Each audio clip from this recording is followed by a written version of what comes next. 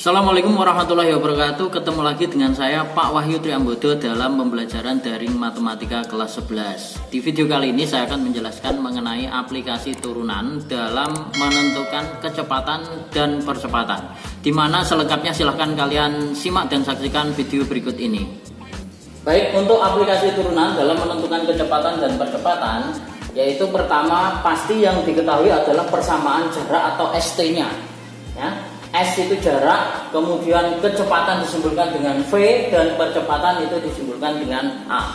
Ini di fisika juga ada. Nah, jarak yang dimisalkan dengan persamaan ST, maka itu bisa kita tentukan kecepatannya, di mana kecepatan atau VT itu sama dengan S aksen T. S aksen itu artinya apa? S aksen berarti turunan pertama dari persamaan jaraknya. Ya, di sini wujudnya berarti dalam bentuk fungsi di mana variabelnya adalah T atau dalam detik. Kemudian AT atau percepatan maka dapat ditentukan dari S double aksen T. Artinya apa? Turunan kedua, kalau V atau kecepatan itu turunan pertama dari S, kalau A adalah turunan kedua dari S atau S double aksen T, atau sama saja V-nya yang sudah dicari kita turunkan atau turunan pertama dari V, ya. Jadi S kalau diturunkan pertama itu dapatnya adalah kecepatan, kalau diturunkan lagi maka dapatnya adalah percepatan. Nah, untuk contohnya bisa kalian simak video berikut ini. Contohnya ini saya ambilkan dari dalam LKS, yang dimana yang pertama adalah sebuah benda bergerak dengan persamaan ST, berarti persamaan jarak, yaitu T kuadrat min 12T plus 40, dimana S nya adalah meter. Ini bukan 5 tapi S, ini juga S ya.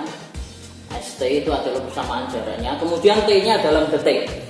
Nah, pertanyaannya adalah tentukan, yang pertama adalah kecepatan rata-rata benda dalam interval T sama dengan 2 sampai T sama dengan 14. Kemudian kecepatan yang B adalah kecepatan benda pada saat T nya sama dengan 10 detik. Pertama kita tentukan kecepatan rata-rata. Kecepatan rata-rata bisa dicari dengan perubahan jarak dibagi dengan perubahan waktu. Perubahan jarak pada T sama dengan 2 itu jaraknya berapa? Kita substitusikan saja ke persamaan ST. Kemudian jarak pada T sama dengan 14, detik ke-14 jaraknya itu berapa? Kita substitusikan ya. Jadi langkah pertama adalah menentukan jaraknya pada T sama dengan 2. Ya, sehingga T sama dengan 2, maka S2 atau ST-nya, T-nya kita ganti 2 yaitu 2 kuadrat dikurangi 12 kali 2, kemudian ditambah 40. Ini tinggal dioperasikan saja, berarti 4 dikurangi 24 ditambah 40. 4 kurangi 24 itu min 20 tambah 40 adalah 20, sehingga T-nya pada saat 2 jaraknya adalah 20 meter. Kemudian T pada saat 14 sama S14 sama dengan 14 kuadrat dikurangi 12 kali T atau 12 kali 14 ditambah 40. Nah, ini bisa dioperasikan sendiri. Langsung saja di sini untuk T sama dengan 14 itu adalah hasilnya 68. Nah, kemudian V-nya atau perubahan kecepatan, perubahan jaraknya berarti tinggal T14 dikurangi 20 atau selisihnya perubahannya 68 dikurangi 20 dibagi perubahan waktu. Perubahan waktu berarti T-nya dikurangi T yang besar dikurangi T yang kecil atau 14 dikurangi dengan 2. Maka di sini hasilnya adalah 48 dibagi dengan 12 atau berarti adalah 4, di mana satuan kecepatan itu karena S-nya adalah meter, kemudian T-nya dalam detik, berarti meter per detik. Nah, kemudian untuk yang B, kecepatan benda pada saat T sama dengan 10. Nah, ini saya hapus terlebih dahulu. Nah, kita tahu bahwa persamaan ST-nya itu adalah T kuadrat min 12T plus 40. Pertanyaannya adalah kecepatan benda pada saat T sama dengan 10. Kalau yang pertama kecepatan rata-rata, kemudian yang kedua adalah kecepatannya, berarti VT Nah, ini bisa kita gunakan teorema tadi, yaitu di mana V-nya adalah turunan pertama dari ST. Turunannya terhadap T. Anggap saja ini T-nya adalah X seperti biasa. Ya, jadi T kuadrat turunannya berarti 2T, kemudian min 12T, turunannya adalah 12, sedangkan 40 karena konstanta turunannya adalah 0 atau habis. Nah, karena sudah ketemu bahwa VT, sorry ini VT ya, bukan V aksen T. VT itu adalah turunan pertama dari ST, yaitu 2T min 12, maka kecepatannya pada saat T sama dengan 10, tinggal kita substitusikan ke VT atau V10-nya, berarti 2 kali 10 min 12 atau 20 min 12 sama dengan 8, dimana satuannya karena S-nya dalam meter, T-nya dalam detik, berarti 8 meter per detik atau 8 meter per sekon, ya, sama saja.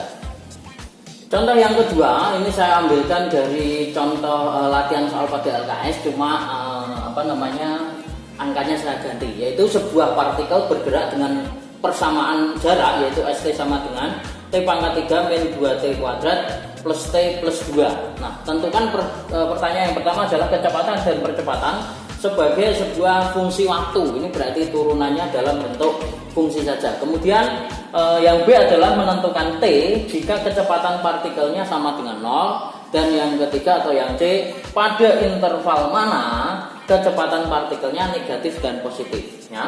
Urut saja, pertama kita jawab. Yang pertama adalah kita ketahui bahwa ST-nya atau persamaan jaraknya adalah T pangkat 3 min 2T kuadrat plus T plus 2. Maka kemudian yang pertama kita tentukan kecepatannya. Karena kecepatan itu adalah turunan pertama dari ST, maka tinggal kita turunkan T pangkat 3 min 2T kuadrat plus T plus 2 dalam variabel T-nya yang kita turunkan, sehingga menjadi T pangkat 3 itu 3T kuadrat min 2T kuadrat adalah 4T pangkat 1 karena 2 dikurangi 1 plus T itu turunannya 1, kemudian konstanta atau 2-nya ini turunannya adalah 0, berarti kita tidak usah tulis.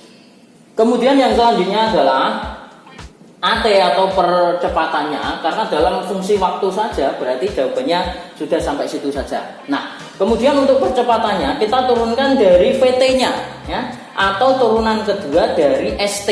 Nah, turunannya berarti kita turunkan lagi VT-nya, 3T kuadrat turunannya adalah 6T, kemudian min 4T turunannya adalah min 4, sedangkan 1 itu adalah turunannya adalah 0. Nah, kemudian yang selanjutnya yang B, tentukan T jika kecepatan partikelnya sama dengan 0. Tadi VT-nya itu adalah 3T kuadrat min 4T plus 1. Kemudian kita sama dengankan 0 untuk menentukan T-nya, sehingga menjadi 3T kuadrat min 4T plus 1 sama dengan 0. Ini adalah persamaan kuadrat, dimana untuk penyelesaiannya bisa kita faktorkan. Berarti 3T kuadrat itu faktornya adalah 3T kali T, kemudian 1 itu berapa kali berapa yang hasilnya 1, ya, berarti adalah 1 kalikan dengan 1. Nah, kemudian agar di sini min 4T, maka ini bisa min semua, bisa plus semua. Kenapa? Karena di sini plus 1. Nah, kalau saya gunakan min semua, berarti untuk ngeceknya 3T dikali min 1 itu adalah min 3T, min 1 kali T adalah min 1T, kemudian kalau dijumlahkan hasilnya min 4T, berarti cocok. Sehingga di sini untuk penyelesaiannya atau faktorisasinya adalah 3T min 1 dikali T min 1, maka tinggal kita selesaikan, berarti 3T min 1 sama dengan 0, sehingga 3T sama dengan 1, atau berarti T-nya, saya lanjutkan, T-nya sama dengan 1/3. Kemudian untuk T min 1 sama dengan 0, maka T-nya sama dengan 1. Sehingga pada jawaban yang B, tentukan T-nya agar kecepatannya menjadi sama dengan 0 itu adalah pada T sama dengan 1/3 dan T sama dengan 1. Kemudian untuk menjawab soal yang ketiga atau yang C-nya, pada interval mana kecepatan partikelnya negatif dan positif. Nah, ini adalah kelanjutan dari soal yang B atau soal yang kedua, di mana T-nya tadi kecepatannya pembuat nolnya T pada saat 0 itu adalah T sama dengan sepertiga atau T sama dengan 1. Nah kemudian hubungannya dengan yang C apa? Ini kita selesaikan pada sebuah garis bilangan di mana di sini pembuat nolnya kita tulis sepertiga dan 1, yang kiri itu yang lebih kecil, yang kanan adalah yang lebih besar. Nah, kemudian untuk karena persamaan kuadratnya T kuadratnya positif, maka di sini adalah plus min plus. Dulu sudah pernah saya jelaskan mengenai ini pada fungsi naik dan fungsi turun. Nah, di sini maka sudah terlihat pada interval mana kecepatan partikelnya negatif dan positif, sehingga dapat kita simpulkan kecepatan partikelnya itu negatif pada interval antara min sepertiga sampai 1, atau penulisannya adalah sepertiga kurang dari X kurang dari 1. Nah, kemudian untuk yang positif penulisannya gimana? Yaitu kurang dari sepertiga atau lebih dari 1. Maka penulisannya adalah X kurang dari 1/3 atau X lebih dari 1. Itu adalah jawaban dari soal yang 2C. Demikian video pembelajaran kita kali ini. Yang selanjutnya kalian bisa mengerjakan latihan soal yang sudah saya share di Microsoft Teams. Sampai jumpa di video-video berikutnya. Wassalamualaikum warahmatullahi wabarakatuh.